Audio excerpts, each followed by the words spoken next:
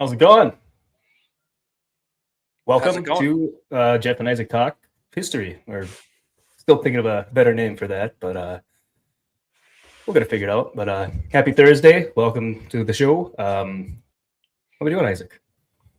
Doing good. Happy to be here. Been a good week. I look forward to talking about this as we've been talking about it for a couple, weeks now. What the Mhm. idea would be in creation is what we landed on, and I think we have a lot of good subjects to tackle here. Of course, I'll be talking the Bible side of things, and Mhm. but we've got a lot of different points of view to pull up. So Yeah, I did a little bit of scouring last night, and I found a bunch of interesting, just from around the world, different stories and legends of the creation of Earth, the universe, man. And there's a lot of crossover with each and every one. Is a little bit here and there, just kind of like the flood stories from around the world. Everything's kind of got its own crossover, similar type of theme in there. So we're gonna dive into that pretty quick. But first, you just got done with your show. yes, I did. That Yeah, kind of an just a little impromptu quick, stream. impromptu. Gonna start streaming Thursday nights. Haven't picked the name yet, but chat's helping me figure that out. And Good. see a couple of those guys here in Yeah, the I chat do. now. Yeah, let's see who we got. It's another dude, Youper. Hail. The Wayfarer. Hail. Wayfarer. Who's that guy? I don't I recognize don't him. know. I wouldn't follow him. It's JK. What's going on? Jake Martin. Yep. You do Jake. know us. And Wayfarer does know us. Yeah. Thanks for joining. So, I think we're just gonna dive right into it. I think that's a good idea. Okay. We'll pull up. Isaac sent me over some stuff for the biblical side of things. So I'm going to pull that up right. There we go. Let me zoom in for you. Perfect. Perfect. They're Actually, good. let me full screen StreamYard too, so I can see everything. Perfect. Okay. Clear as day. All right. So yeah, just to dive right into it. I think most people, especially in the Western world, have a pretty basic understanding of the Christian view on creation. 7 days, God created the universe and stuff. But to get into the more details and a little bit nitty gritty of it, of what the essential core Christian biblical belief is. This was a great article from Crossway, and they had 10 key Bible verses on creation. So it really sums up a lot of the Christian view. And let's scroll down and hit the Yeah. first one, shall we? So, yeah, this is good. All commentary and notes Oop. adapted from ESV, English Standard Version, which is a translation I use. And first verse here, and we don't have to read everything in all of them if we don't have the time, but the core of it, the verse is Colossians chapter 1, verse 16 says, "For by him all things were created," him referring to God, of course, "in heaven and on earth, visible and invisible, whether thrones or dominions or rulers or authorities, all things were created through him and for him." So that's the core of that verse, and it's interesting. This is Colossians, and it sums up not just heaven and earth, but things visible and invisible, thrones, dominions, rulers, authorities. All things were created through and for him. So that's, I think, a perfect. I'm glad they put it as number one. That's a perfect summarization of the Christian stance on the universe, mankind. Um, Ranks of authority, whatever. It sums up everything, and it puts God at the top. So I always thought it was uh, Colossians. no, Colossians, Colossians. Yep, Instead of from saying the people from galoshes. letter to the people from Colossae, and Okay. they're Colossians, and yeah. So I mean, Jeff, off the Yeah. top, your first impression. What's your impression? Have you been familiar with this verse before, or is this a new one I for you? am not familiar at all. So a lot of the stuff that you're bringing up is definitely new on my Cool. end. So It's cool to you get a gotta, first time, impression on it too. yeah, you gotta go in.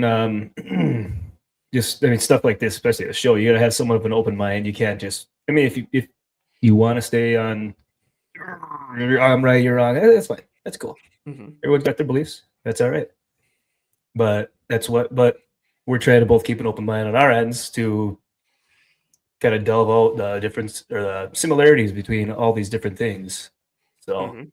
Well, yeah, well, that's the point of conversation. yeah, I'm open that I believe the Bible is 100% true, but that's why I want to have And that's why we're having these conversations. There's a lot of cool history across the world, and that's what we'll be getting into. It tells a lot about a people and a culture too. So, but All right.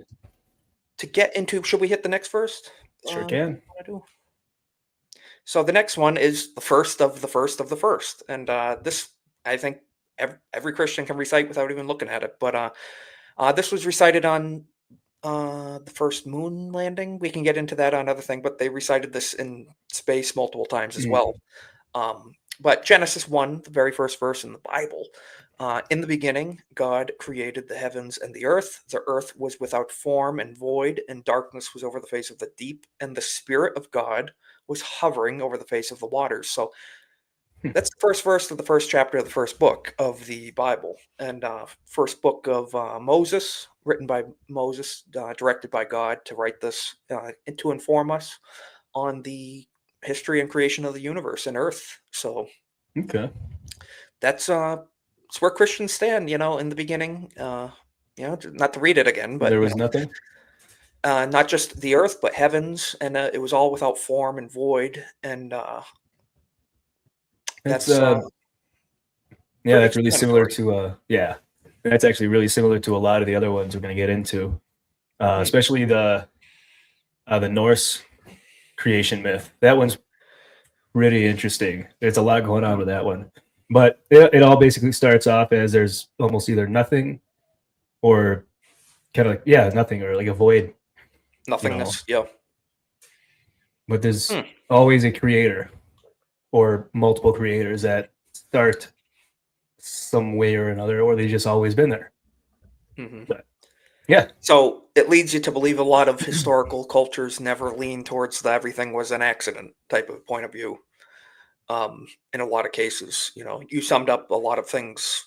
A lot of people have come to the creator mindset of things hmm throughout history. Yeah. And yeah, just the quick summarization of that verse is it says the book of Genesis immediately it opens with a majestic description of how God first created the heavens of the earth and how he ordered the earth and so on and so forth. And it's pretty explanatory. Definitely give Genesis a read because it's very explanatory on the history of the universe and creation and such. So let's just quick go through the next one if we can, yeah, number three. hmm And if there's any, if any we need to skip over or whatever, but we can always come back to them if we yeah. have to. But definitely this one. So this is in John. This is in the New Testament, the book of John. One verse is 1 through 3. And it says, here in the beginning was the Word, and the Word was with God, and the Word was God. He was in the beginning with God. All things were made through him, and without him was not anything made that was made. So the Word referring to Jesus Christ, the Lord, and refers to the second Godhead of the Trinity. And so Okay. he just when he descended and became incarnate and was born as an infant child. So it's in the beginning was the Word. So the Christian position is that Jesus Christ is the creator of the universe, and so in the because he rightfully claims that he is the Word, he is the great I am, and so here in the beginning was the Word, and so all things were. It's a spoken thing, and that's why words have meaning. And Christians take words very seriously too, because the universe was made through the Word, and it was Okay. a spoken thing, and that's a very interesting. Where you're going to bring up, you mentioned Norse mythology, a lot of other hmm things.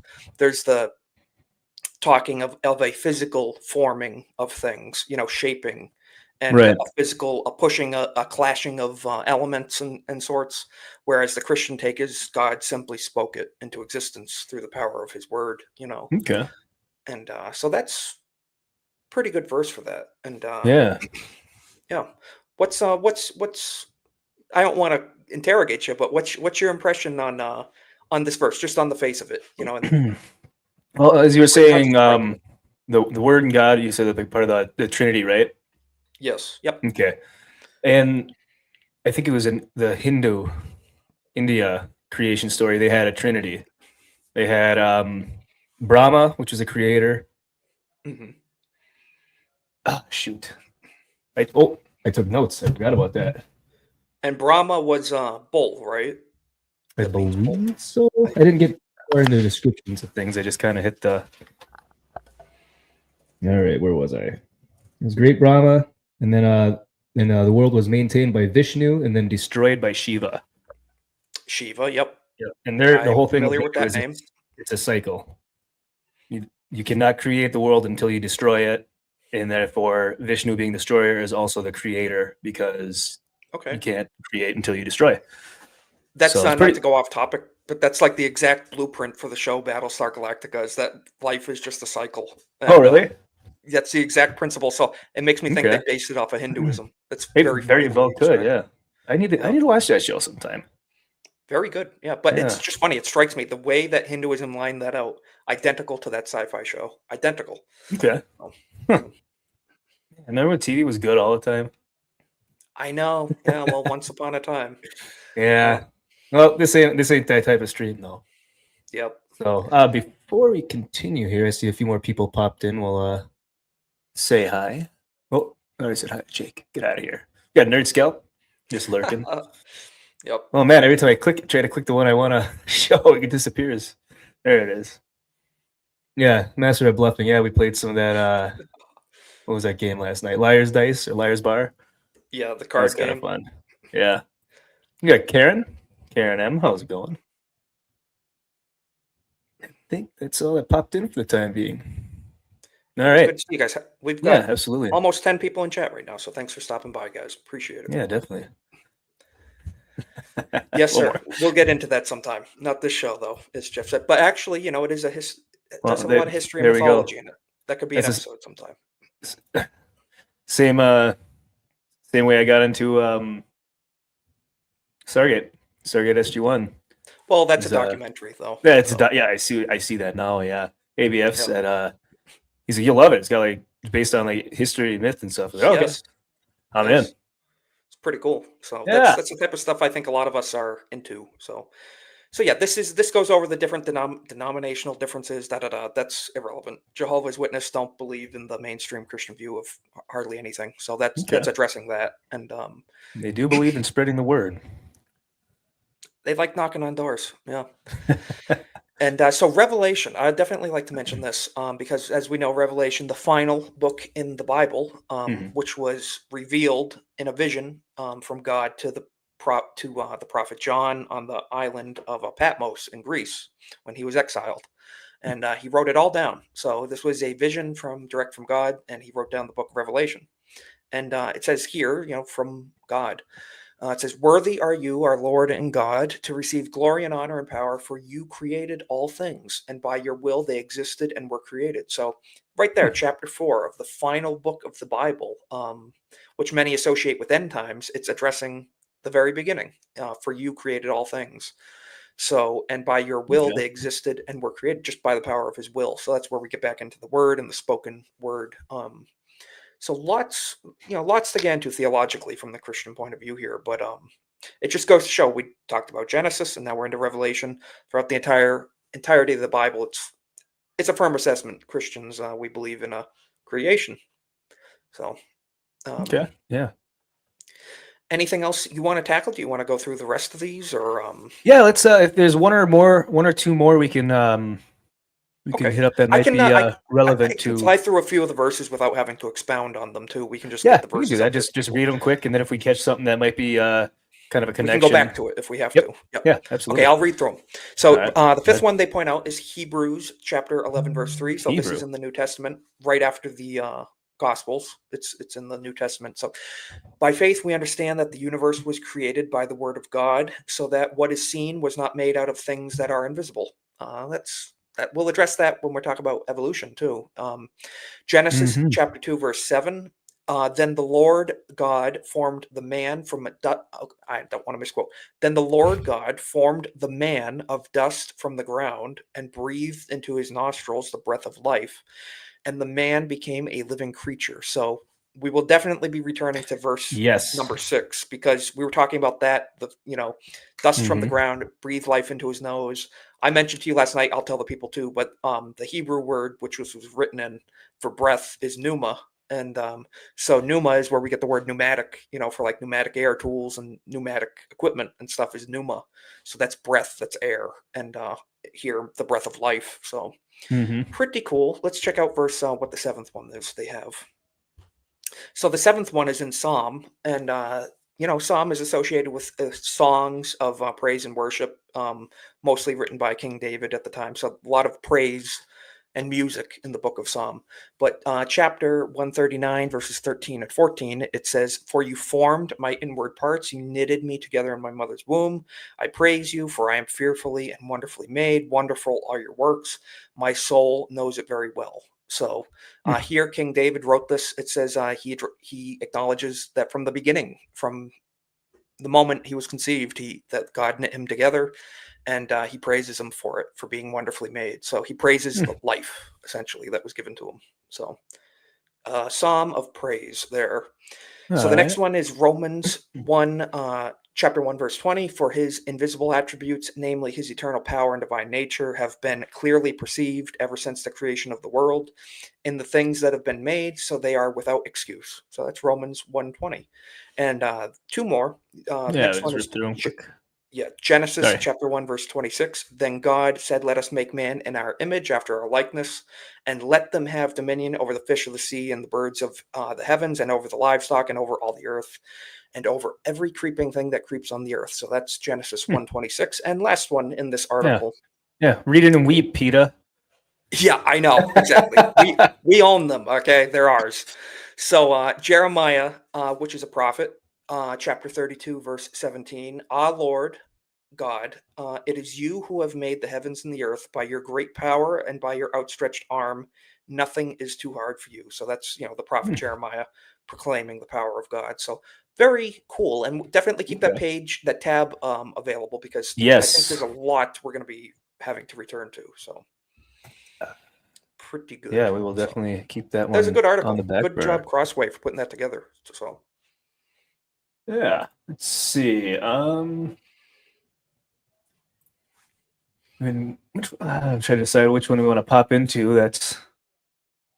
We can do the Greek. We'll do the Greek. sure. Start with the Greeks. The internet is so awesome. You can't find just a quick, cut and dry explanation of what you want. Yes, there's almost as if there's too much to work from sometimes. Mm-hmm. All right. No, we don't need No, Pedro Pascal right now. no, we do not. Come on. What's going on? Ads. Got it. Okay. Ah. Gotta use Brave. Oh, there we go. I figured it out. Okay. Nice. Yeah, I couldn't find anything on Brave. I gotta do Yeah. deep dives on Google. It seems like Mm-hmm. so. All right, human origins according to the ancient Greek mythology. Now I'm just gonna kind of try to. This is kind of a long one, I believe, but we'll brush through and find any where the similarities and stuff are. But a lot of the cultures, as it says here, the dramatic story of the origins of humanity in Greek mythology involves love, pain, and a hefty dose of violent fighting between divine family members, which almost, I think, most of the myths, even I assume in the Bible too, right? Fighting, you know. Well, definitely where it talks about the fracturing of heaven and Mm-hmm. angelic forces and stuff, for sure. Okay. Yeah. Yeah, so there are variations of the creation story of Greek mythology can be found in many ancient. Get his face out of here. Ah,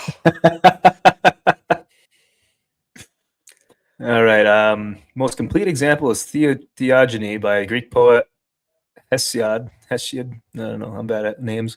Who lived around the 8th century BC. His work combines all Greek myths and traditions up to this time.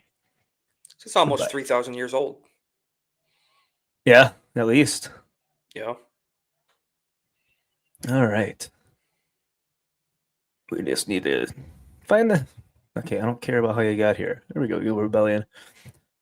Okay. All right. Underworld Nyx. Gaia gave birth to Uranus, Heavens, and Okeanos Ocean. We're mature here, so Hey, it says it right there. it does. Yeah. It could be our anus, but It could be you ours or could be yours. Your a decision. communist. Yep. It, depending if you're in Russia or not, or China. Mm-hmm. All right. From there, the Greek myth describes how gods mated with each other to complete the whole of creation. Nyx and Erebus mated, and Hymir and Aether were born, which is day and air. Nyx Cool. also gave birth to other gods like Moros, Thanatos, Death, Nemesis, Hypnos, Sleep, Eris, and Charis.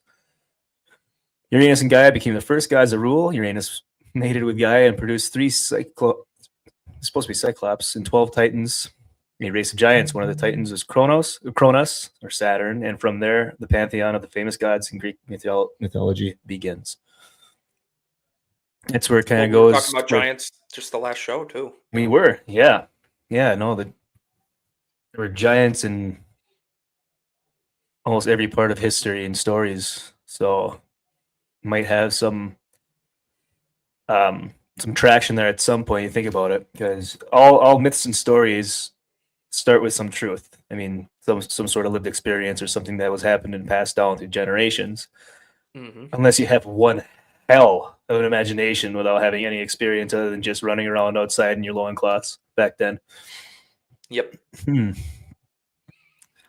Okay, let's see here. Uranus was jealous of his children and condemned them to stay inside Gaia. He blocked her wombs, caves. At this point, pained and angered Gaia. Thus, Gaia asked her children to help her fight back against their father. One of the Titans, Cronus, stepped forward and he punished Uranus by castrating him with an adamant scythe that Gaia gave him. Uranus' genitals were tossed into the sea, and his blood fell onto Earth and created more children: Aphrodite, Erinyes, the Furies, giants, and nymphs. Yeah, there's a lot going on here. That's some family issues right there. I gotta say, I'm just thinking that's pretty dysfunctional. Yeah. Each other, the ruler of the universe. Cronus and his siblings, the Cyclopes, and 100 Handers into Tartarus, the dark world under Earth, because they're causing problems for him. All right, can we get to where we create the world? Like I said, I couldn't find a quick. So let's just get to the humans. Creation. Okay, cool. Yep, follow the Titans. So basically, Zeus and his siblings went to war against Kronos and Gaia and the rest of the Titans, and literally destroyed them, killed them, and took over in their place to create and rule the world as they knew it. Footnotes. Just need a footnotes. All right. And Prometheus, that's another one I was talking to you about the other night. All right. So Prometheus, another one of the Olympians, we'll call him, created man out of earth, mud, and the goddess Athena breathed life in his creation. That is almost word for word. The breathing of life, it's very, very reminiscent to the, creating man out of the earth, dust of the earth, mud. And I don't think there was any influence, Catholic or Christian influence at that time, or in the Greek world, from what I'm aware of. So, well, it wouldn't be Christian. It would it would be Hebrew. Hebrew, yeah. Yeah, but yeah, there could have been, but they were still pretty isolated to the Middle East. Well, the more and more you learn about. Yeah, well, that's true. They weren't evangelizers. The old Israelites. Okay. They were pretty isolated. They didn't preach at the world. Okay. Here we see another common pattern repeating in ancient creation myths. Yep, spirit is given to the body so it can become alive. Epimetheus was one to whom Prometheus assigned the duty of giving all living creatures of the planet different quality skills. However, Epimetheus had already given all the good skills and qualities to other creatures, and nothing was left for man. Consequently, Prometheus made man stand upright as only the gods had done, and gave him fire. That didn't turn out too well for him. So that's where they say, is gave him fire literal, or is that an analogy? But no, I believe it's literal. Like he Okay. scooped up a burning, it was like a burning stick, and he brought it down to the humans. Okay. And they were no longer in the dark. Yeah. You could definitely dissect that. That's as multi-layered meaning, for sure. It could be, yeah. I know. I never really went into it deeper than that, other than just knowing that it's. Oh, he gave him fire. Ooh.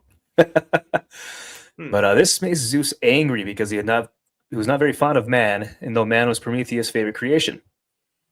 Zeus decreed that man must present a portion of each animal they sacrificed to the gods, but Prometheus loved man more than Zeus, so he tricked Zeus And as a result, Zeus took fire away from man. Prometheus then stole the fire back and returned it to man. For that, Zeus punished both man and Prometheus. Punishment that Zeus inflicted on man is to create Pandora with the help of the god Hephaestus, the first woman. He gave Pandora a jar as a gift and told her that she was not allowed to open it, Pandora's box. The jar is full of misfortune, disease, and plagues, but at the bottom there was also hope. Yeah, that's an analogy we use all the time. Pandora's box. So that's what it's describing. Interesting. Yeah. Gives more elaboration on that term, Mm-hmm. Yeah, no, it definitely. I don't know if it's going to talk about it in here, but I can tell you about it. Prometheus was condemned to be tormented on the Caucasus mountain, where he was chained to a rock with unbreakable chains. Every night, an eagle would appear and eat his liver. During the day, the liver was reformed, but each night the eagle would return and eat it again. Eventually, a centaur, Chiron, and a semi-god, Heracles, or Hercules, would release Prometheus from his torment. It is clear that Greek mythology contains parallels with other ancient mythologies and religions, such as water being the beginning of all life, the ongoing fight between gods, and the most importantly, the denial of knowledge to humans by the gods. Interesting, yeah. Yeah, so with Pandora's box, eventually, because, humans are curious, she opened the box and saw all of this terrible dread, disease, misfortune, horror, suffering, and she shut it right before hope could escape. So she released the evil and kept the good inside. Yep. Mm-hmm. Yep. Freaking women, man. You know what I mean? It's like Eve all over again. There you go, Pandora's box. You could say, yeah, you could say that's their version of the forbidden fruit. A little bit, yeah. Yeah. Yeah. What are your overall thoughts on? I knew that was gonna happen. Yeah. You dug yourself a hole now. It's a given. Yeah. No, but yeah, that definitely provided some elaboration to some of those myths that I was aware of, but I didn't know some of the details. Pretty interesting. Yeah, the parallels are neat. Like you mentioned, the forming of clay and breathing air and life into the beings, and infighting amongst heavenly beings and such. Interesting parallels for sure. A lot that we could cross over, and modern Hollywood movies have given us this perception of, like, we've had all these movies about Greek mythology, and they're so topical and so ridiculous with the content. It makes it seem much more like a Michael Bay movie than actual history. But right, yeah. No. I mean, honestly, I don't know if they have any movies about, like, with Prometheus, like the creation of man and then stealing the fire and stuff like that. I think that could almost be kind of a neat, like, the creation of the battle of the gods. Just the gods, though, not having the humans, except for the humans just being like the creations in the dark. Because I know there's Clash of the Titans, but that's basically gods coming to the humans, sort of fighting. But I don't know. It's pretty. Yeah, I think that'd be a good, interesting type of movie to make. It would be, yeah. So especially someone of the right mindset to make it too, who would take it kind of seriously, not put like MCU humor in it and quippiness, just something nice, Yeah, and someone not trying to push a yeah. It could have been made maybe narrative, Let's see, where is India? There we go. So now we're going to get into the Hindu side, right? Yeah. Oh, wow. They wasted a lot of page on that. Yeah, what the heck? So according to Western scholars, the religious tradition that we know is Hinduism is part of at least 5,000 years of development with the roots stretching back to the Indus Valley civilization, which prospered some 4,000 to 5,000 years ago. However, the origins of this religion are shrouded in mystery, and according to the Hindu scriptures, may be millions of years old. There are many Hindu creation stories, but the one given here helps explain one of the major Hindu beliefs, reincarnation. So this is a little bit different, but it's also kind of got some of those parallels. Let's see, do I want to read the whole? Yeah, I can read quick. Tell me if you can't understand me any more than you already can't understand me. It's good. Okay. All right, it starts. It says, "This is not the first world, nor is it the first universe. There have been and will be many more worlds and universes than there are drops of water in the holy river Ganges. The universes are made by Lord Brahma, the creator, maintained by Lord Vishnu, the preserver, and destroyed by Lord Shiva. Since the universes must be destroyed before they can be created, Lord Shiva is called the destroyer and recreator. These three gods are all forms of the Supreme One and part of the Supreme One. The Supreme One is behind and beyond all." It's kind of interesting. It is, yeah. There's all like the three that are part of the one. It's like, I suppose, Aryan type of concept. yeah, like very little knowledge of biblical stuff, but you could say that's like Michael, Lucifer, and Gabriel, three brothers, and God being the overseer of it all. No, I don't like know. I said, I don't not know. very I would have to versed. say that translates much more to Mormonism. They have more of a view like that. Okay. Where they consider like Jesus, Lucifer, and the archangels to be like brothers. I think I might be misquoting, Hmm. but that sounds more Mormon than it does Christian. But Okay. yeah, Yeah. Like I said, I am not absolutely not versed by any means in Christianity or Catholicism. So pop culture taught me what I know, which means I don't know anything. yeah. And I don't know everything either. Just from my experience. You know enough That's why to we're learning. tell me exactly. All right. After each old universe is destroyed, nothing is left but a vast ocean. Isn't that could be a parallel? Floating on this ocean, resting on the great snake Ananta, is Lord Vishnu. Some say that the lotus flower springs from his navel, and from this comes Lord Brahma, and it is from Lord Brahma that all creation comes. How does Lord Brahma create? Some tell of how he grows lonely and splits himself in two to create male and female. He then becomes one again, and human beings are created. In the same way, he creates all the other living things, from the great animals to the tiniest insects.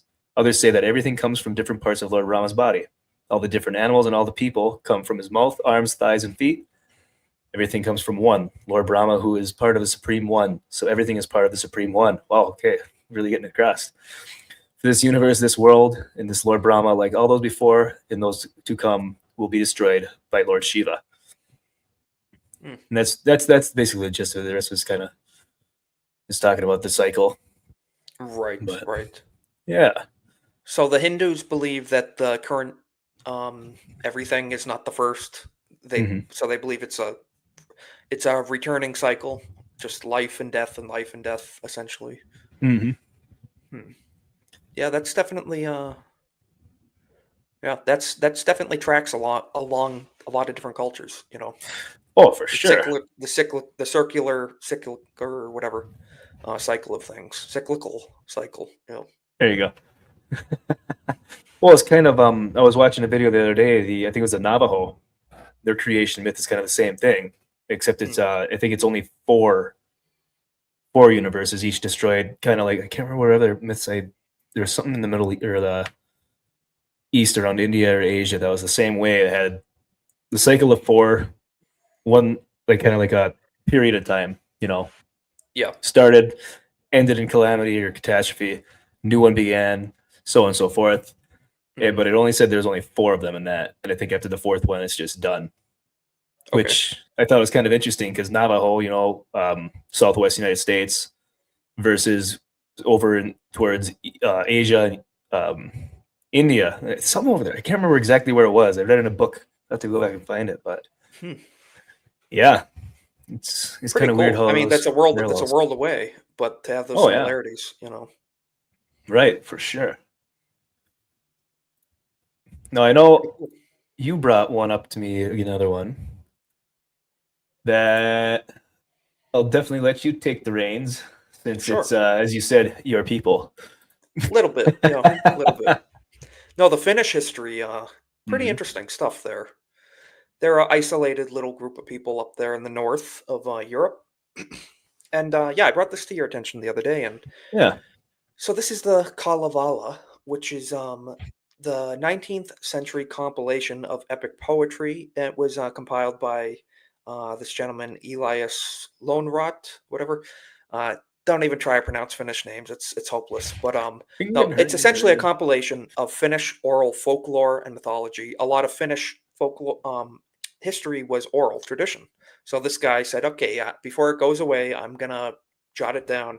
We're gonna put it on paper so it's preserved. So that was kind of what the mission of this was, and it tells a story about the creation of the earth, describing the controversies and retaliatory voyages between the peoples of the land of Kalevala, called Vuonola, and the land of Pohjola, and other various protagonists and antagonists, as well as the construction and robbery of the mythical wealth-making machine Sampo. So, I thought it yeah, said it is. shampoo. Sorry. Yeah, shampoo Sampo.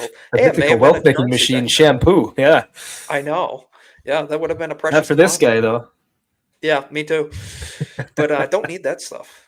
But no, Nope. so it's an interesting, yeah, definitely it's interesting compilation of tradition and history. But it does get in, and we'll scroll down in a second. I just want to say it says the Kalevala is regarded as the national epic of Karelia and Finland, and is one of the most significant works of Finnish literature, along with many others, which we can skip through. And at the bottom, because it's mandatory, I'm a Tolkien fan.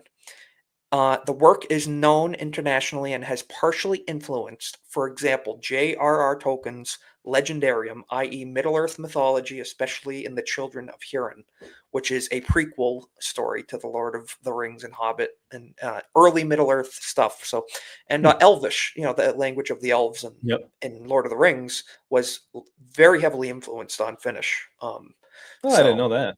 yeah, so Tolkien was very inspired by Finnish Hmm. history and culture and stuff. So Oh, see, cool I fact think, there.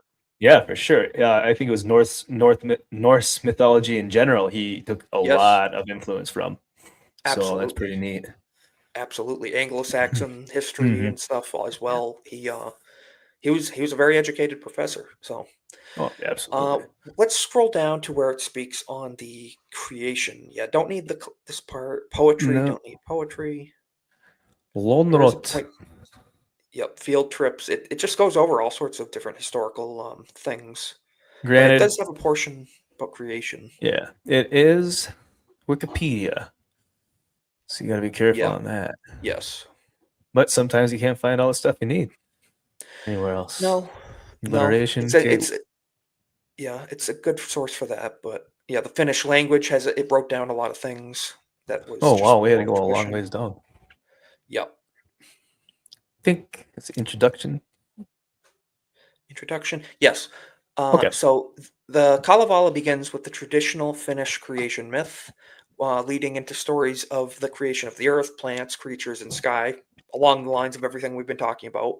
And creation, healing, combat, and internal storytelling are often accomplished by the characters involved singing of their exploits or desires. That's interesting. A carrying along of history through song and stuff. That's interesting. Many parts of the stories involve a character hunting or requesting lyrics or prayers to acquire some skills, such as boat building or the mastery of iron making, as well as prayer casting and singing. There are many stories of lust, romance, kidnapping, seduction. Protagonists of the stories often have to accomplish feats that are unreasonable or impossible, which they often fail to achieve, leading to tragedy and humiliation. So Huh. it's like an entire, it's an entire story on its own, Oh yeah. Yeah. Yeah, the And hero's journey. so we can quickly get through this. Introduction of the singers and cantos portion of it.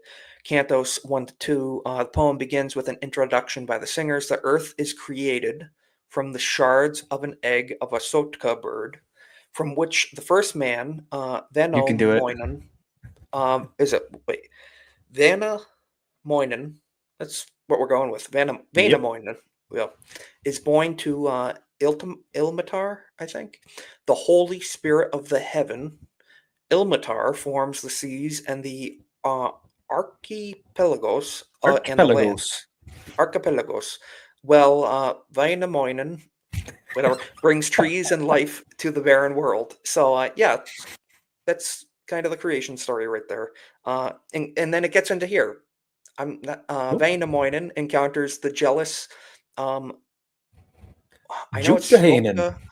Shokkahainen, with that. And they engage in a battle of song. Joikahainen, whatever, loses and pledges his sister's hand in return for his life. The sister Aino soon drowns herself in the sea. So, yeah, Jeez. interesting. So we're like we were talking, battling and family clashes and all sorts of stuff in creation. Yeah, Please riddle help, of time. mother. Yeah, it's interesting. Through song, a lot through song here. So they had a rap battle. Epic. It Mhm. was an epic rap battle of Epic rap history. battle of Actually, history. it was. Yep, there we Yep, go. that's exactly what it was. That'd be a good So one for them to do. it would be. Yeah, it'd be hard to translate though. But we can skip through the rest of this. Yeah. It gets all through. I'm not pronouncing all of this. I can try, but Right. let's see. Search of a Bride. It goes through a lot of history, but it kind of gave us the core of the creation concept Yeah. in history Those, there. the shells of a Saka bird, whatever Yep. it was. No, that was which one was that? Was that man? Or was that Vein Right of there. Man? Yep. Yep, right there. First man. Okay, yep. Egg of a Sotka bird. Hmm. I have no idea what that means. Sotka. Must be I think it's a native Finnish bird, I was gonna say I assume probably something like that. but I don't know if they're still around or maybe they went extinct. Who knows? I don't speak Finnish, so maybe. I'm gonna look it up. Yeah, why don't you do that? I was just gonna look for another spot to continue on this one. Because it's a lot of just telling a story of everything. Oh yeah, it's a native bird. It's redheaded. Looks like a duck. Quacks like a duck. It must be a duck. There we go. Yeah. Yeah. These are So yeah, characters, that's but a big part of it. They're talking about the crossover similarities. geez. Yeah, Enraged it's at the pretty loss of the Sampo, brutal. Louis sends the people of Kalevala diseases and a great bear to kill their cattle. She hides the sun and moon and steals fire from Kalevala. Steals fire. Vainamoinen heals all the ailments, and with Ilmarinen restores the fire. Vainamoinen forces Louis to return the sun and moon to the skies. Stealing fire back from man. That's a crossover for the Greeks. That is. So from going from Greece to Finland, Yeah, it's a trek. especially back then. I know. Unless you were seaworthy up in colder temperatures. Mm-hmm. Yeah. Okay. Cool. There he is right there, playing his lute. Or sorry, a cantil. Pretty cool. That's neat. Yeah. Yeah. Lean up because I can't see the buttons down here. No, pretty interesting though. A lot of similarities there you're talking about, and interesting history. But I think it's good with the Kalevala that they took oral tradition and preserved as much as they could by putting it pen to paper. Finally. Yep. Yeah, it's crazy to think how many oral traditions have actually been lost or have been, for lack of better words, completely bastardized beyond the original telling of the story. Mm-hmm. We've lost vastly more than we have. So, or probably will ever create, because creating is getting kind of stale these days. Mm-hmm. Say the least. Yeah. All right. Well, since we're up in that area, we'll do the overall Norse mythology or Norse creation myth story. Okay. Now that's Ymir, which was the first giant god, I guess you could say, being slain by Odin and his brothers, Veli and Ve, I believe it was. Okay. Yeah. This is just the creation of the cosmos, North creation myth, or cosmogony.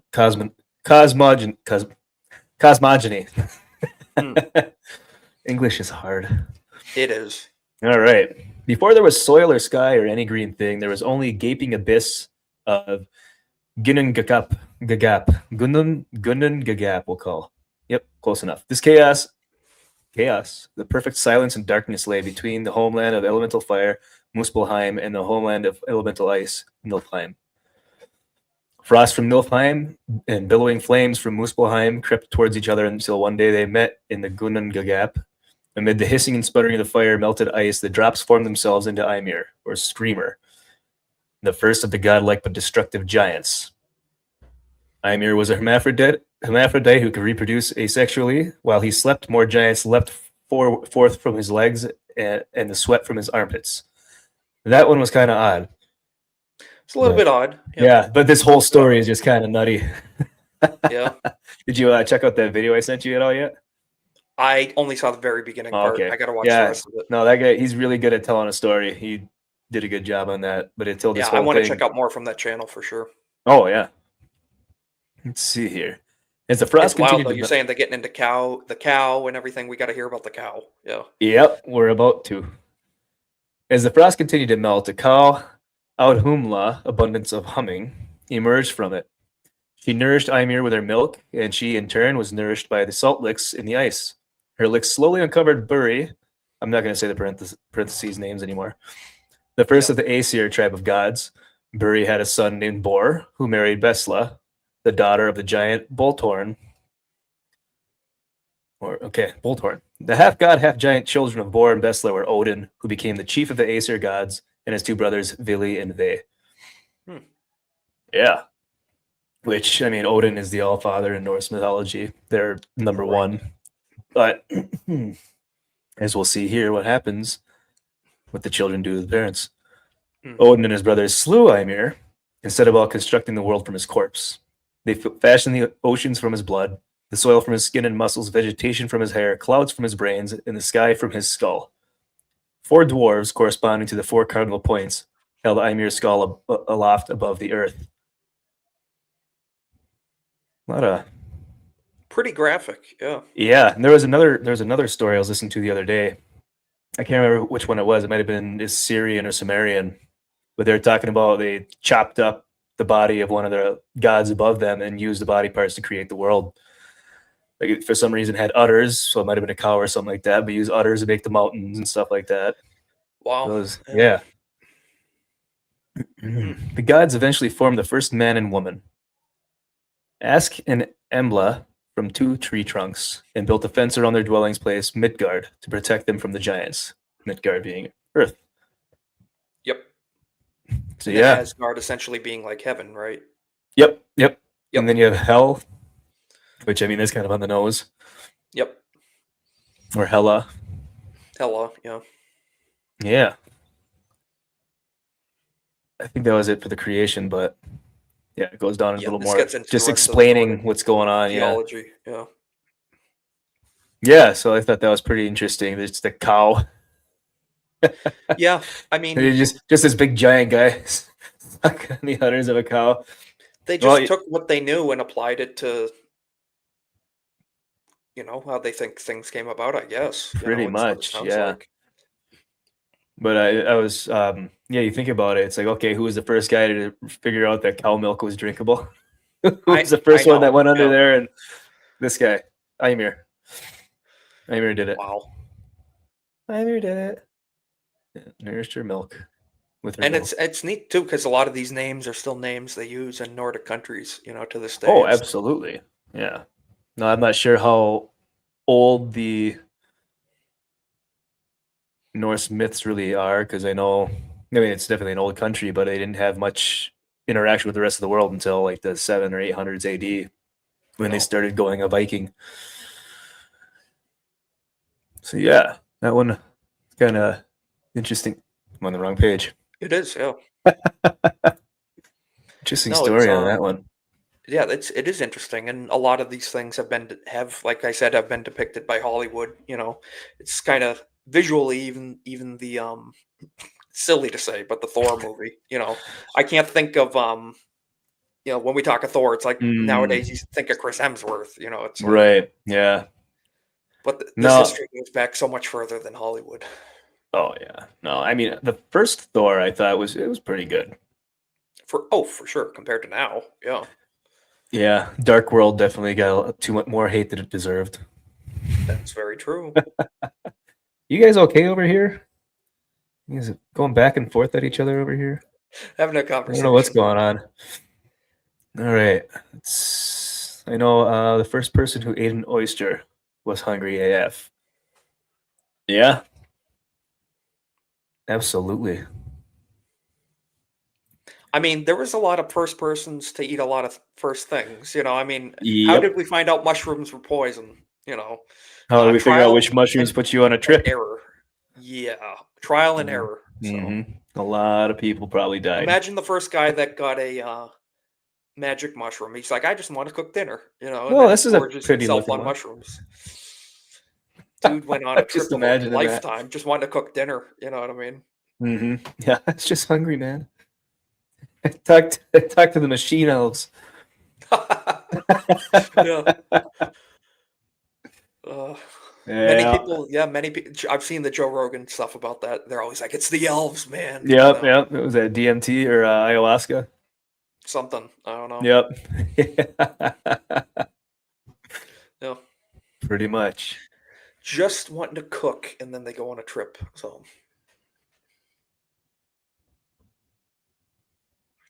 Okay, so I but found a page here that just has a quick overview of a few more. What were you gonna say? okay. No, I was gonna say, which one do you want to tackle next? I will pull this one up. Stop screen, share screen. Yeah, this one I typed in Hindu myths and it just popped up. I had a bunch of different smaller ones. Like, oh, okay, Oh, cool. that's easy enough, you know. Like Assyria, the Anunnaki came from planet Nibiru. Okay. Yeah, that one's a pretty. I like that one. You can see Anunnaki, sky Interesting. gods. Anu, Shamash. Is it Ea? E? Oh wow, am I missing something? Oh, Enlil created the earth and the heavens. When they had finished, they looked carefully at the creation and concluded that something was missing. They decided that mankind was needed to till the fields and celebrate religious festivals. So it was that the first humans, Ulugara and Zalgara, were created. Aruru, lady of the gods, was given sway over their destinies. So they created man to slave away in the fields hmm and have no free will. Was given sway over their destinies. Yeah. Yep. No, but that's interesting because as we were talking about in Genesis, Mm-hmm. God gave dominion over the earth and the earthly, the creatures and the animals and the plants and everything.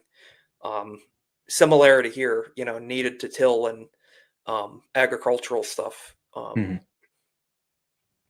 Yeah, it's in our DNA to tend the earth and stuff, not to neglect it and not necessarily to always be under fluorescent lights all day either. We're Yeah. genetically are predisposed to soak up sunlight, touch the soil, and touch water, Yep. and touch plant life, and be amongst Earth. Yeah. So, I was talking to someone once, a friend of mine, and he was saying how just walking around barefoot outside, like in the yep, grass and the dirt, they we like call it it grounding. change. Yeah, You know, it's like they changed it. I'm like, I don't know, my dog poops all over the yard. I don't want to be walking through the yard yeah, barefoot. yeah.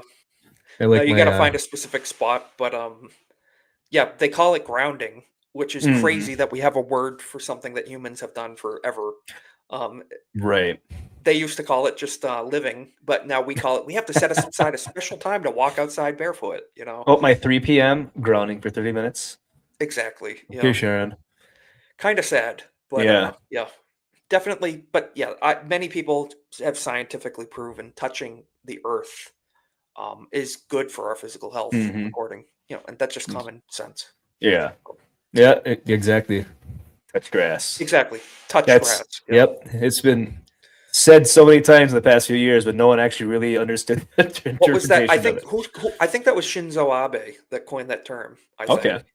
That's I believe funny. it was. I think it was Shinzo. He said, "Go touch grass," you know, and they were talking about I think the decline of like the youth in Japan or whatever, and he's like, "You guys need to go touch grass. Get outside, go touch Okay. grass." That makes That was sense. his response, and that's been a meme ever since. Touch Hmm. grass, you know. Our creation is perfect, but something is missing. Pinball machines, foosball table. Oh, I know. People. Yep. Well said, Jake. hmm I would be the same way if I was creating something like that. Yeah, my first thought. I mean, good thing I'm not a creator. Good thing I would not think of people as the first thing. We need people are Well, they boring. didn't think of You know? people as the first thing either. That was the last thing they thought of. That's yeah. Yeah, they're like, True. man, these trees and weeds are getting a little tall. Someone's got to cut it. Mm-hmm. Yeah. Yeah. Hmm. Oh, Yeah. absolutely. So Romania. I didn't know Romania itself had its own creation myth. Hmm.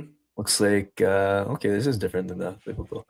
God made heaven, and then after measuring the space underneath with a ball of thread, he began to form the earth. A mole asked to help, and God gave him the thread to hold while he wove patterns of the earth. Sometimes the mole would let out too much thread, and finally the earth grew too large for the space under heaven. The mole was so upset that he hid under the earth. God sent the bee to look for him. He wanted the mole's advice on what to do about the mistake.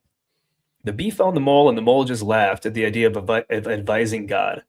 The bee, however, hid in a flower and overheard the mole mumbling to himself about what he would do if he were God. I would squeeze the earth, he said. That would make mountains and valleys. It's true. It is true. But it would make the earth smaller at the same time. When the bee heard this, he went directly to God and told him, and God did what the mole said, and everything fit fine. That's crazy. That's an interesting one. Not to demean, but that does sound just like Aesop's fable. You know, Right? it really does. Yeah. That's Yeah. Oh, what did I think of that? I know. Yeah. Wow. Interesting. Interesting. You know, that's Romania for you, I guess. Oh, absolutely. Oh, yeah, Mongols. Genghis Khan. What was their creation story? Genghis took over and Yeah, literally Genghis repopulated the populated the earth. whole planet. Yeah. All right. And not Enki. through polite means either. He was not a great No. guy. Hell of a leader. Maybe not the best person. Not a great person. Unless you were Mongolian. Maybe. All right. Long ago, Father Heaven had two sons, Ulgan Tengar and Erleg Khan. Ulgan became the lord of the upper world, and Erleg Khan became the lord of the lower world. And at that time, the earth was covered with water. There was no land. There's another similarity with a lot of them right there. Very true. Yeah. Oh, lost my spot. There it is. Ulgan Tengar asked the loon to bring up mud from below the water to create land. He was not able to do so, and he was punished by having his legs broken so he could not walk. Well, yeah, loons can't walk on land. Their legs are double jointed so they can I swim. guess I didn't realize that. Okay. Yeah. Hmm. What's interesting is there is, I think it's Ojibwe or Cherokee. I got it up here. I think it's Ojibwe. Had told the same story. One of the only man left after the flood was laying on a giant log, and the animals said, or the loon was the first one that said, "I'll go to the bottom of the ocean and bring up mud to start creating land." Interesting. That's Yeah. interesting. Yep, and he couldn't reach the bottom. Okay. And So, so, it was still too much water. Yeah. Mm-hmm. Wow. Yeah, so that's interesting. Always with a bird. Always with a bird in the flood. You know. Mm-hmm. And the golden-eyed duck was called next to bring up land. The duck created a small piece of land that Ulgan was able to lay on. Erleg Khan, seeing that his brother had fallen asleep on the new land, tried to pull the land out from underneath him. But instead, the land stretched out in all directions as he pulled it. Next, Ulgan Tengar created animals and humans out of the mud, and he spread them out to dry. He created the dog to keep watch over the bodies of the new humans while he was gone. That's interesting. That's pretty neat. Yeah. Man's best friend. Yep. Erleg Khan, I'm happy to see this, that his brother was creating humans. Came to see the new bodies. The dog would not let him come close. At that time, the dog could talk but had no fur. It was cold and snowing, so Erleg Khan tempted him, saying that if the dog allowed him to see the human bodies, he would give him a beautiful fur coat. It was cold. The dog The agreed. origins of fur. Yeah, and given a shiny, beautiful coat. Erleg Khan then spat on the bodies so that humans would have diseases and not be immortal. When Ugin returned, so the dog had fur and the humans had been damaged, so he punished the dog by making his coat smelly, taking away his voice, and making the dog follow humans in order to get his food. Wow. Interesting. Wow. This is pretty neat. That is pretty Mongols. cool. Yeah. I do know. I've heard Mongolians definitely do have a big, like dog population. Like they all have dogs. You see it, Mhm. you know, in artist depictions of ancient Mongolia and stuff. They always have packs of dogs with them and stuff. So Right. it's cool to see in this. You know, Oh, for sure. Yeah. No, I I have think no they idea had them about for this, like but- herding, like sheep dogs, shepherd dogs. A lot Yep. too. Yep. Yeah. A lot Cattle of dogs. open land out there in the steppes. Yep. Bye, Karen. Bye. Have a good one. Thanks for stopping by. Yeah, thank you. All right. This coat's smelly. Yeah. I cannot recall which resource I got the foregoing myth that is accredited as Slavic, so I can't check out the following message. Oh, that's just okay. Huh. The Maori, which is New Zealand. They're the ones that do the haka dance, the screaming and the chanting and stuff. Yeah. Yep. They also well, we can get to that later. All right. At Yep. the creation, the earth goddess, Papa, and her husband Rangi, or Rangi, we'll say Rangi, the sky god, were so much in love that they hugged each other and would not let go. This meant that the earth and the sky were always joined solidly together and no light would come into the world. Papa gave birth to several children, but they were stuck between their parents and could not escape. Finally, the children decided they had to get out.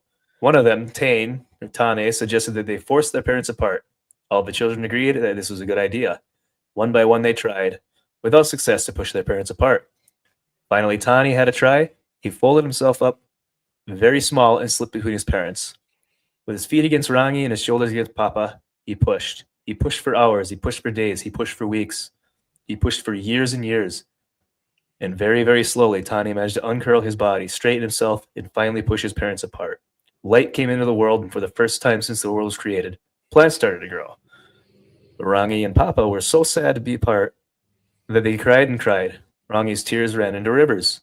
They became the sea. They even threatened to flood the whole world. Something had to be done. One of the children turned Papa over so that Rangi could not see her face. Now he doesn't cry so much, but you can still see his tears every morning. They're the dewdrops on the grass, and the mists that rise from the ground were Papa's size.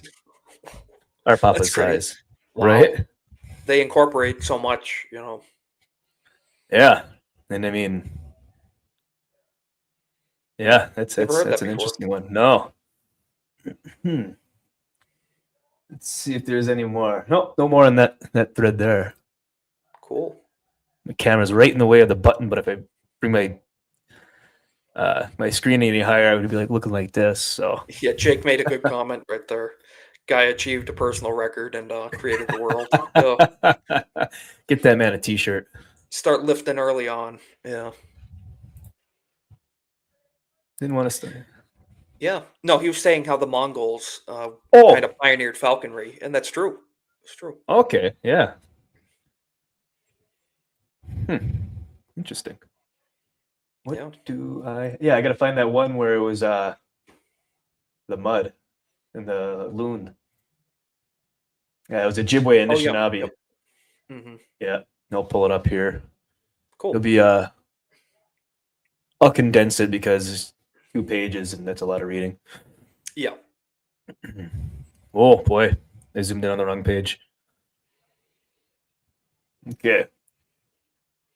For the Ojibwe Anishinaabe people, which is the Indian tribes up in my area, Okay. the legend is as follows. Long ago, after the Great Mystery, or Kichi Manitou, first people of the earth, the Anishinaabe, or original people, strayed from their path. Straight from their harmonious ways, began to argue and fight with each other. Brother turned against brother, and soon the Anishinaabe were killing one another over hunting grounds and other disagreements.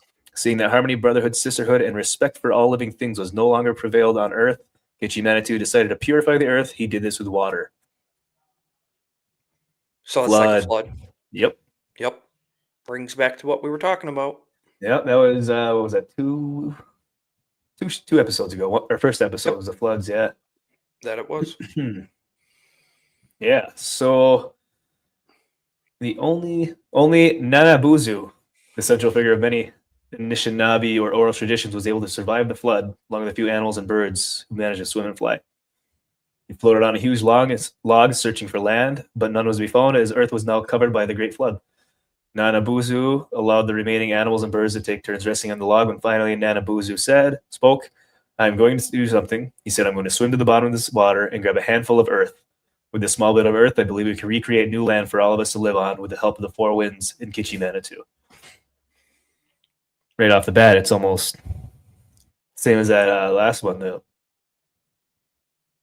whatever one that was. Mm-hmm. The Mongolian.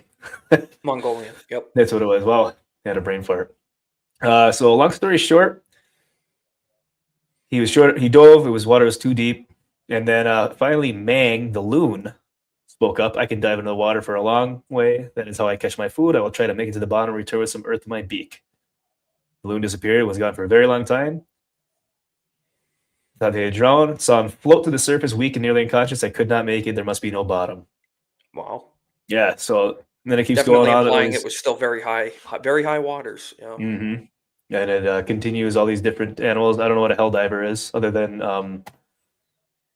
our soldiers game. that are spreading democracy for Super Earth. Yeah.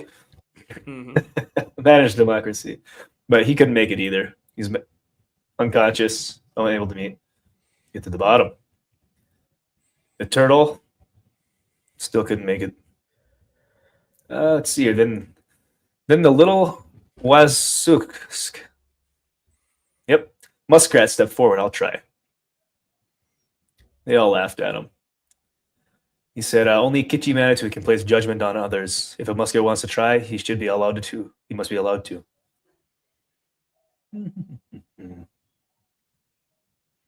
Yep.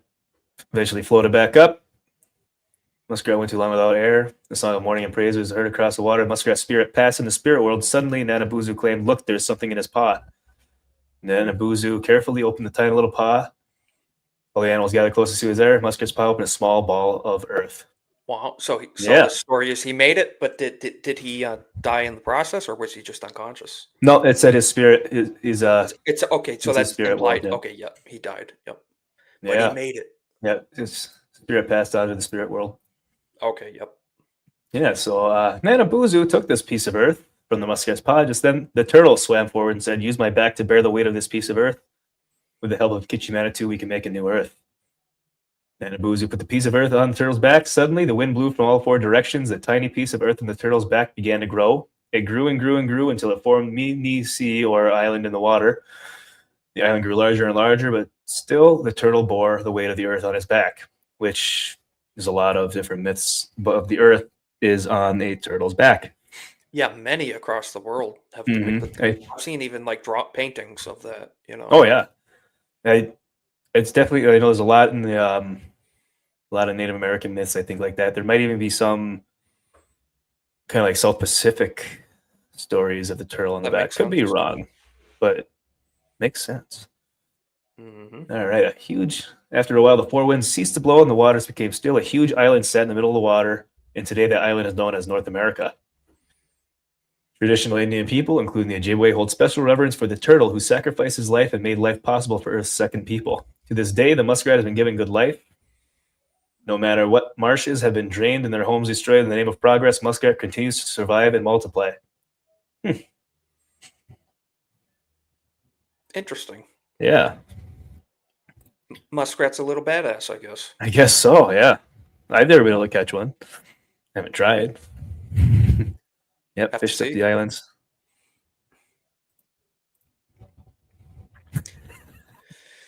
Yes, spreading democracy. Yeah. There was another one.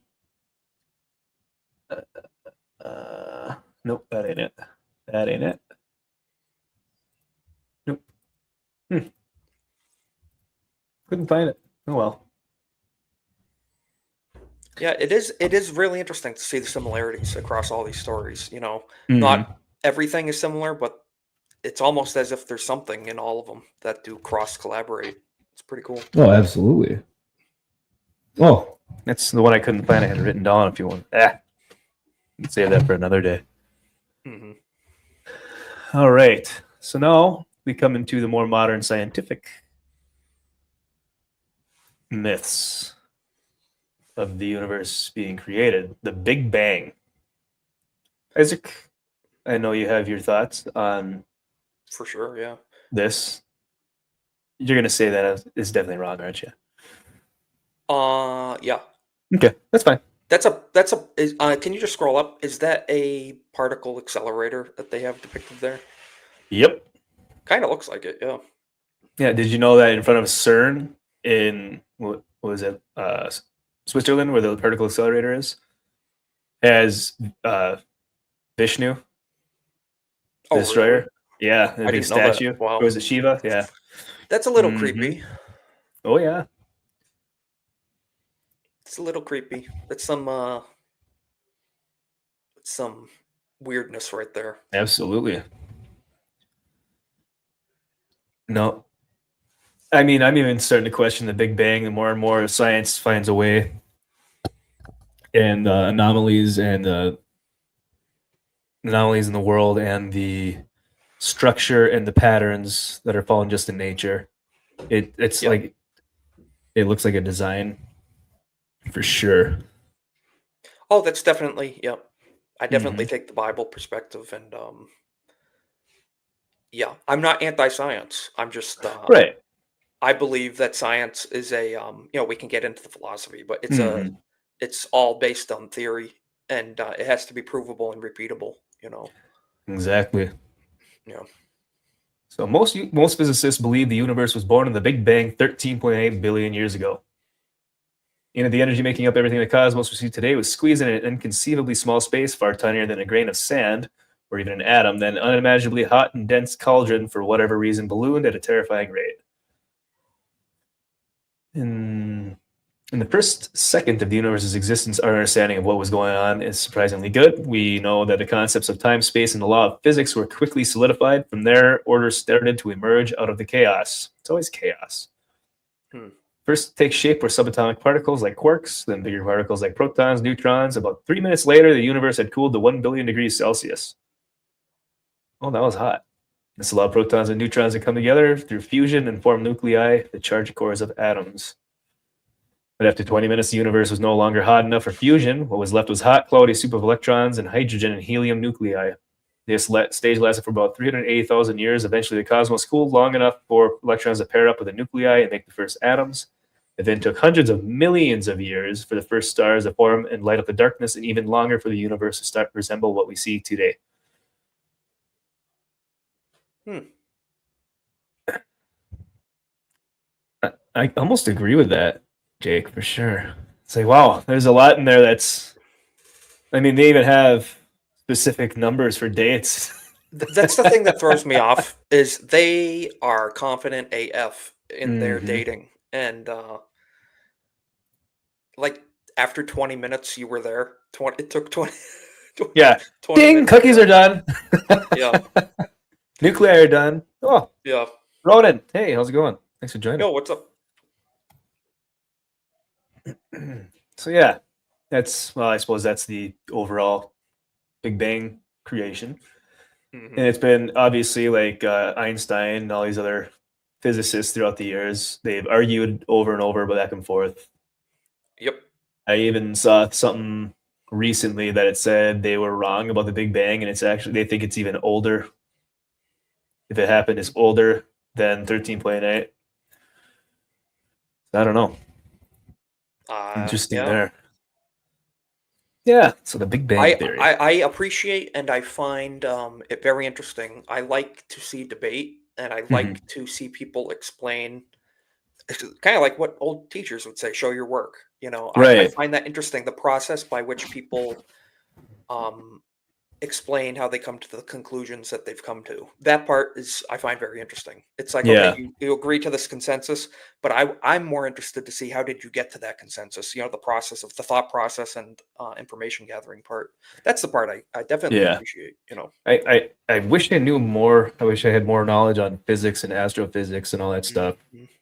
because I would be able to probably break apart more arguments, but I can't. I just have the general knowledge that most average human on Earth that knows about it, and that's about it. No matter I how we think slice it. I think that's a bit of an undercut. I think a lot of people don't pay much attention to some of this. And No, they're too busy with other stuff. yeah. Yeah, Jake. No matter how we slice it, we're still going from nothing to something for some reason. What exactly predates nothing? That's the hot question. Yep, What that's predates something. nothing? Yeah, that's something that the human mind can't comprehend. You ever sit there and think about it? It's like, okay, there's God or some other creator. What created him? And then it's just like, I don't know. Kind of blank out when you Well, see that's that we can do that for another. unfold. The Bible does lay out the concept of eternity and very well. Hmm. Yeah. exactly. Exactly right, Jake. Yep. Now, this one kind of encapsulates everything in one way or another, especially with like creator and design and all that. But we're probably living in a simulation, one way or another. Yeah,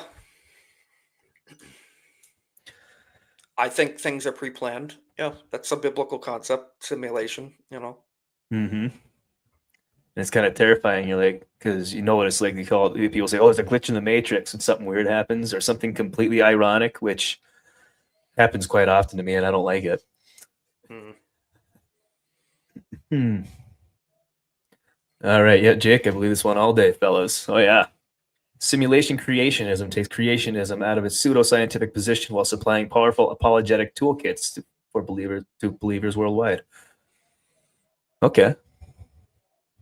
Let's see. Introduced modern iteration of this idea stretches back to the 17th century French philosopher René Descartes. Descartes.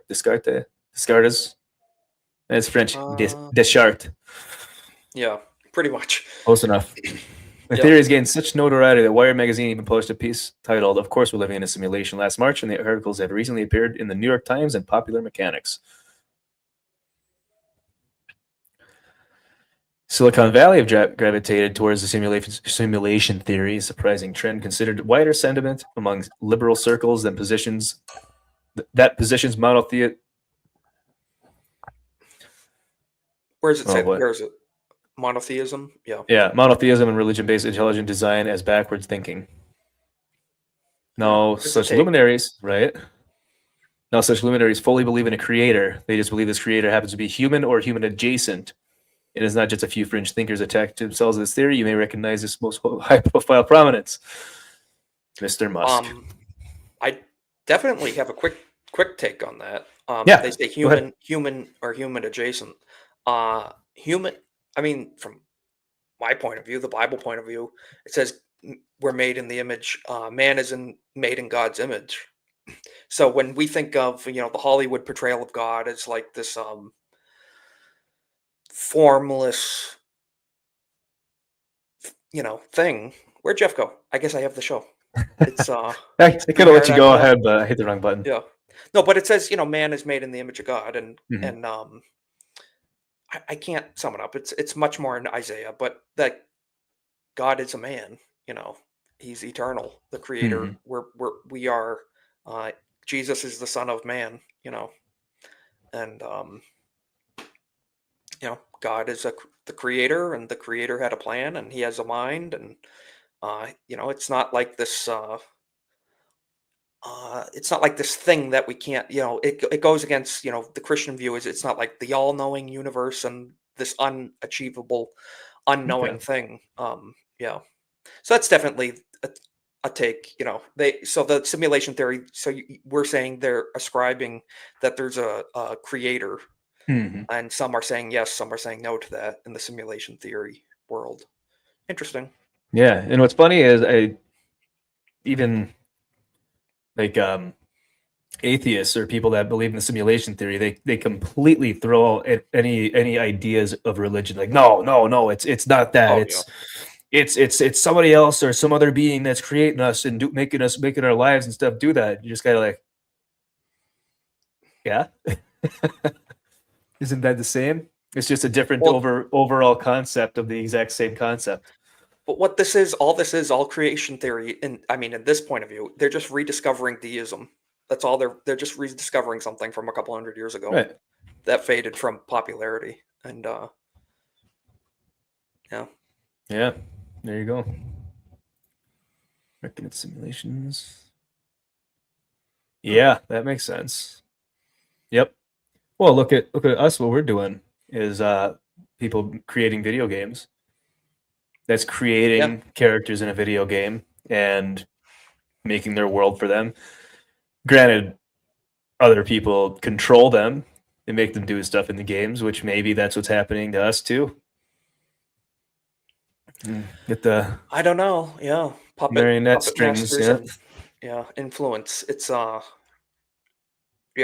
that's definitely a topic of free will and stuff and everything like Hmm. that. And you know, there's people like deists that talk about like the watchmaker. You know, the creator.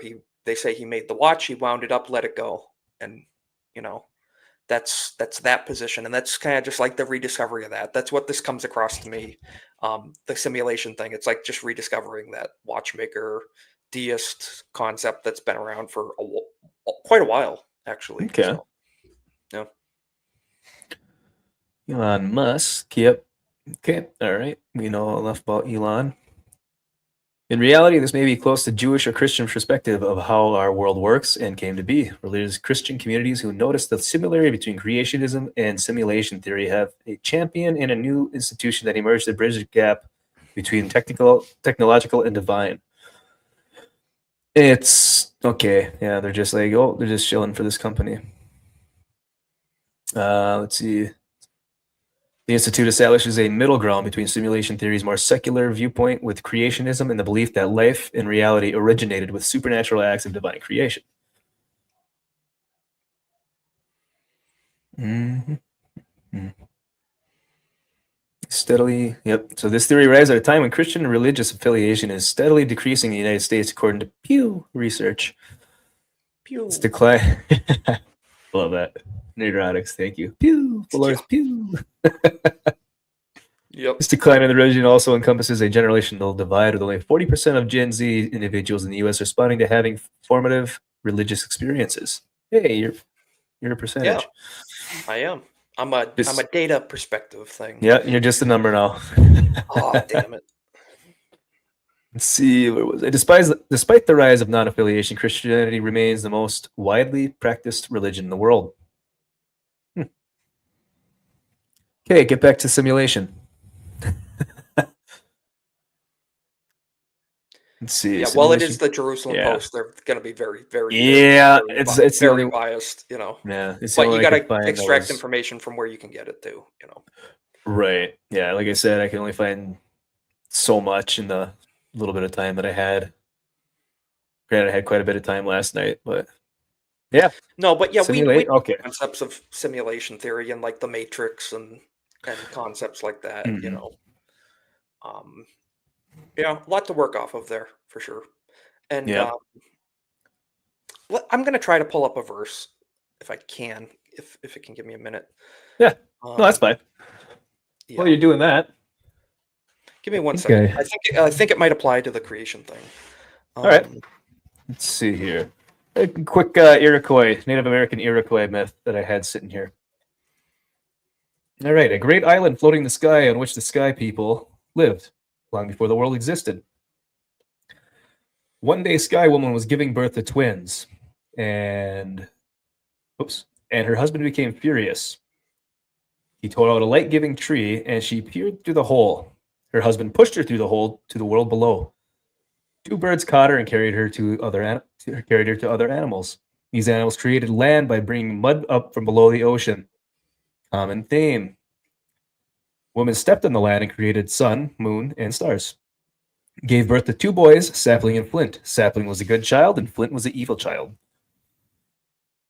It's always brothers fighting. Interesting. Yeah. Mm-hmm. Sapling created the good in the world, and Flint worked to destroy it.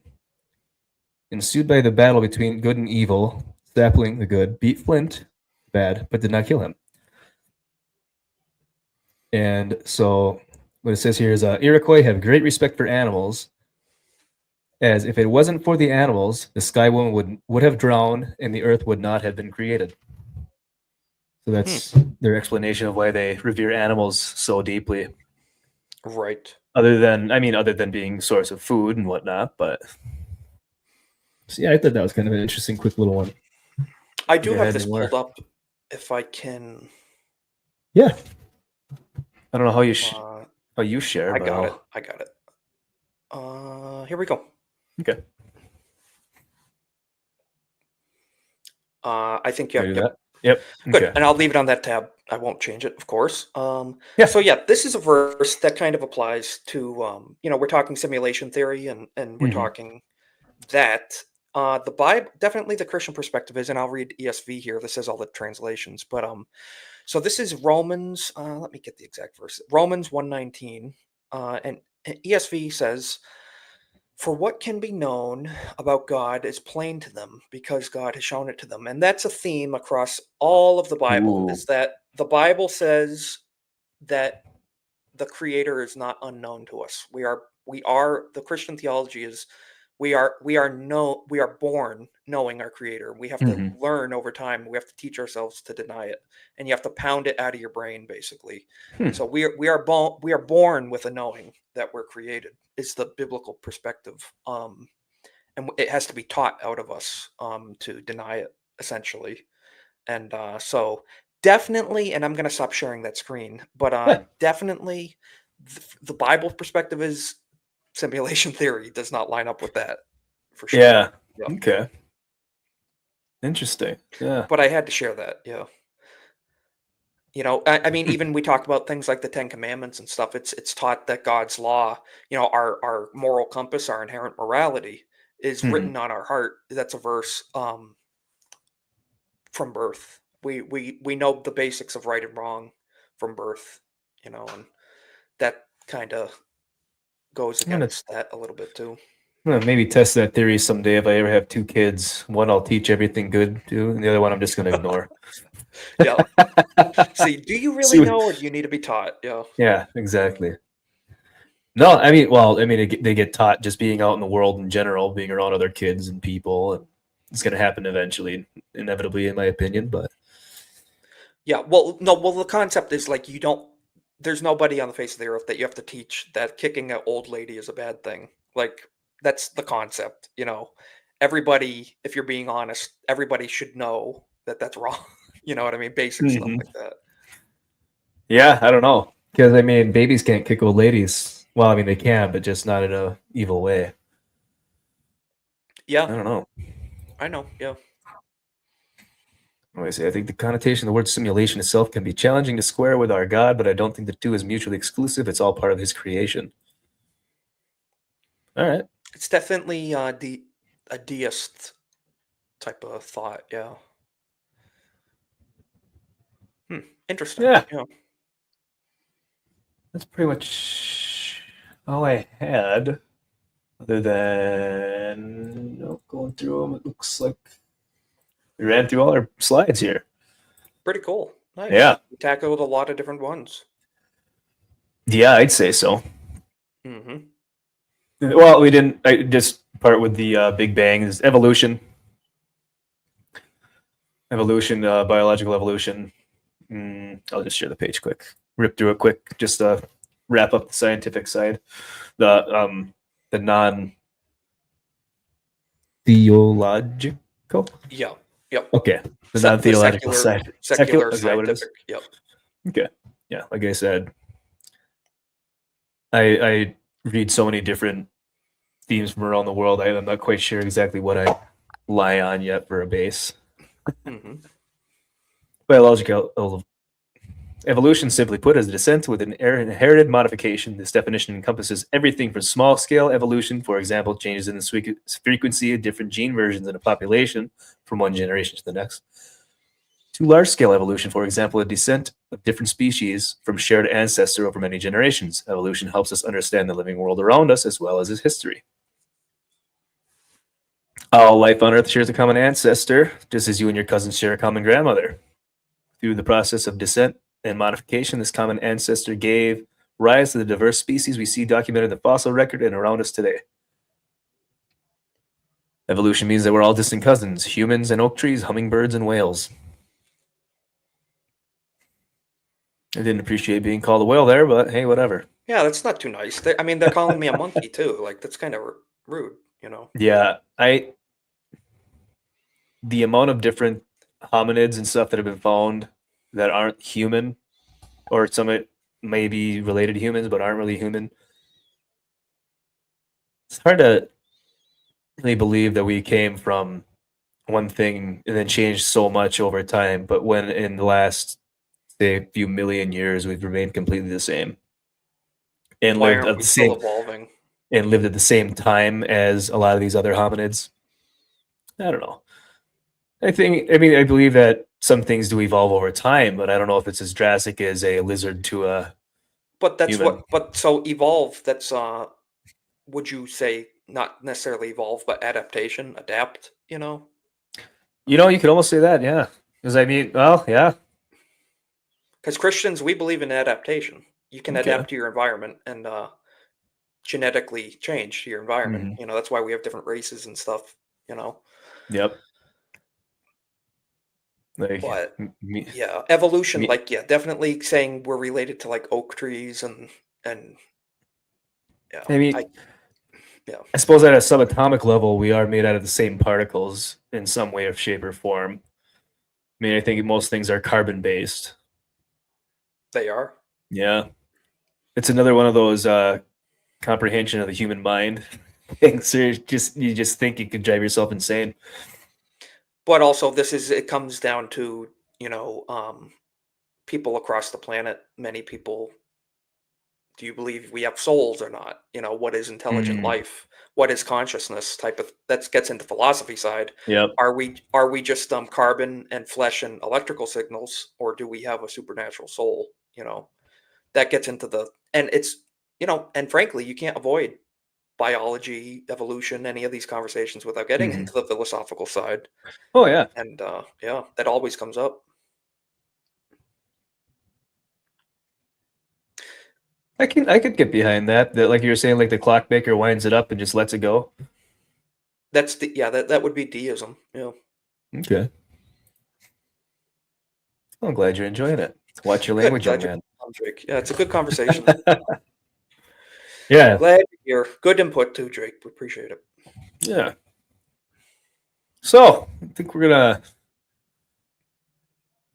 bring it on to the final thoughts. Isaac, what are your final thoughts on all the other myths and stories apart from biblical texts?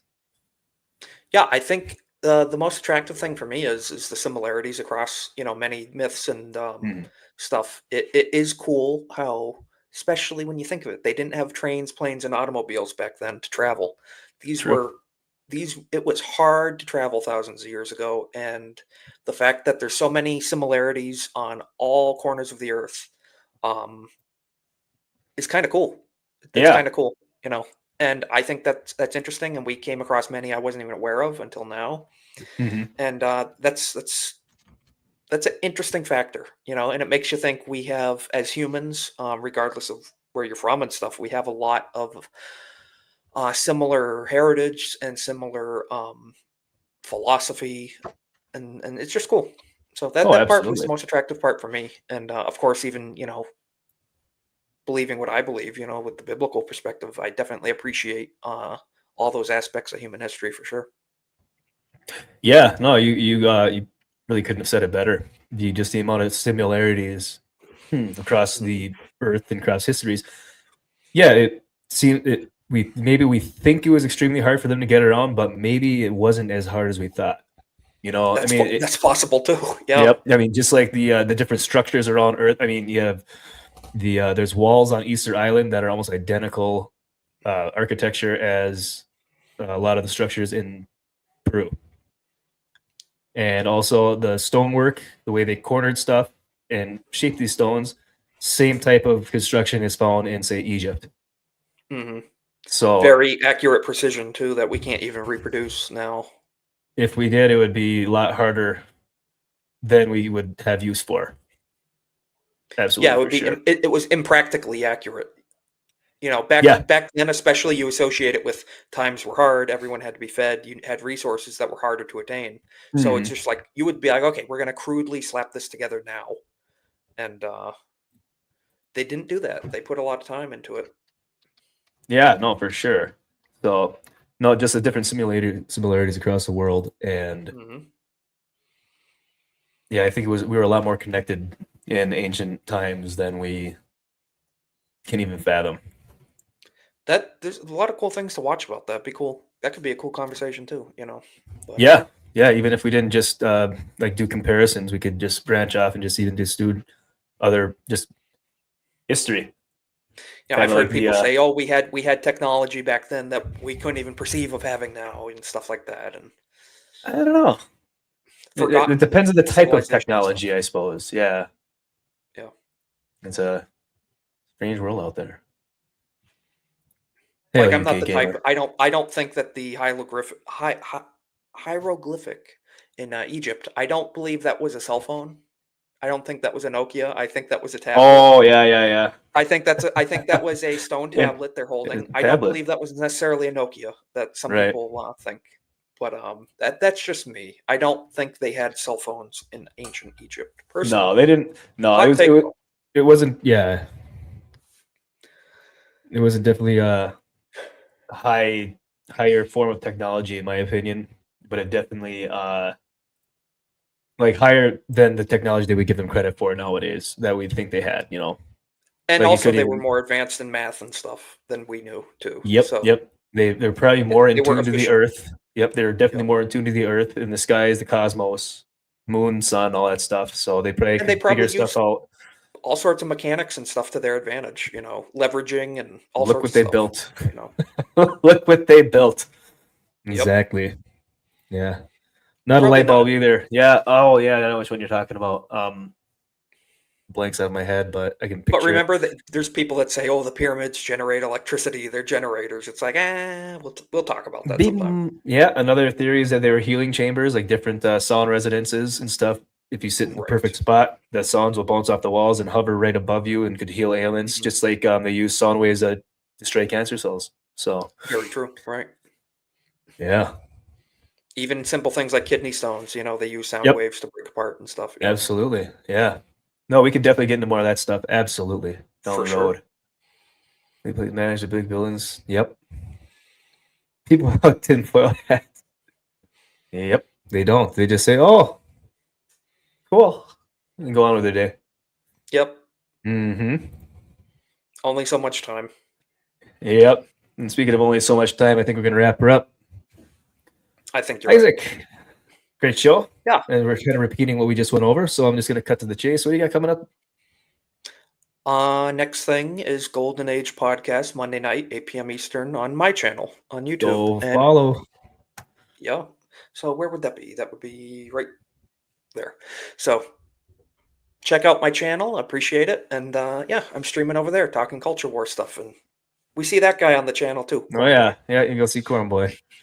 And so and then I'll be here when I'm here and we'll be talking about more of this stuff. And yeah, sounds fun. I like talking history and politics and pop culture and all that stuff. So Mm-hmm. Yeah, it's a strange mix of things if you think about it, but it works out some way or another. yeah, it does. And you Mm-hmm. just have to be the right personality, I guess, the right type of people. It's not for everybody, and you just have to accept that. Yep, that's true. No, I mean, I tell you what, a year ago, I didn't think I'd be doing this, Me too. let alone be talking politics with you or pop culture with ABF or Tell me Nerd about it. Yeah. Wars or doing the history stuff. Which Yep. this has been always my main interest. My whole life was history. I really wish I would have done more in college with any history classes, but that costs money, That's true. and Yeah. I wanted to graduate and not use my degree.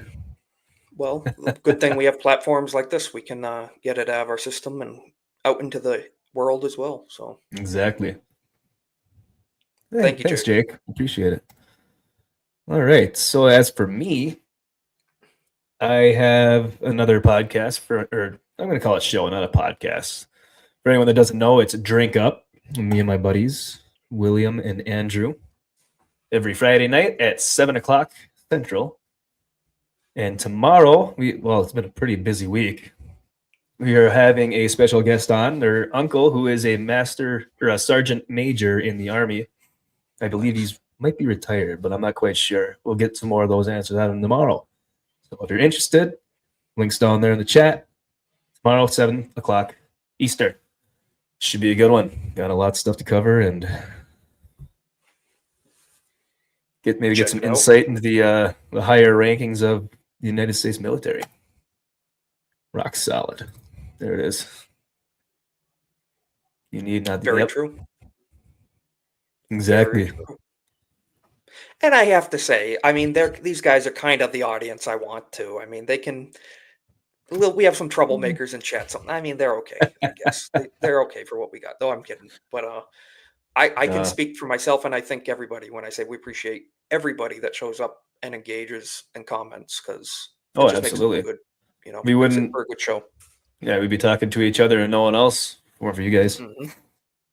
So, So thank you guys. Appreciate it. thank you very much.